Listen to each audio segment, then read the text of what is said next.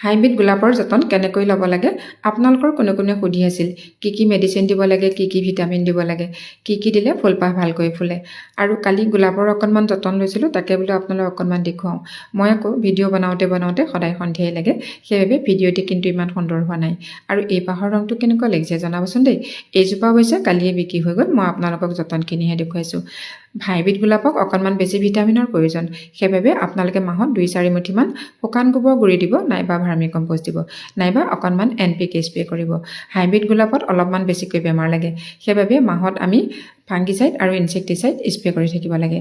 মাহত আপোনালোকে দুবাৰমান ফাংগিসাইড স্প্ৰে কৰিব 1 লিটাৰ পানীত আপোনালোকে 1 চামুচ ফাংগিসাইড মিহলি কৰি গোটেই গছজোপা গুৰিলৈকে তিতি যোৱাকৈ স্প্ৰে কৰিব আৰু 1 লিটাৰ পানীত আপোনালোকে এটা মটমাহৰ সমান ইনসেক্টিসাইড গুলি লৈ গোটেই গছজোপাৰ পাতবোৰত স্প্ৰে কৰিব তেতিয়া আপোনালোকৰ গোলাপজোপা ভাল হৈ থাকিব বেমাৰ লগাৰ পাছত কৰিলে কিন্তু ইমান ভাল নহয় সেইবাবে আপোনালোকে মাহত 2-এবাৰ মান আগতীয়াকৈ কৰি থাকিব মানে মাহটোত আপোনালোকে এবাৰ দুবাৰ কৰিবই তেতিয়া আপোনালোকৰ গোলাপজোপা সুন্দৰ হৈ থাকিব দুইটা মেডিচিন ব্যৱহাৰ কৰাৰ মাজত 10 দিন মানৰ ব্যৱধান ৰাখিব ধন্যবাদ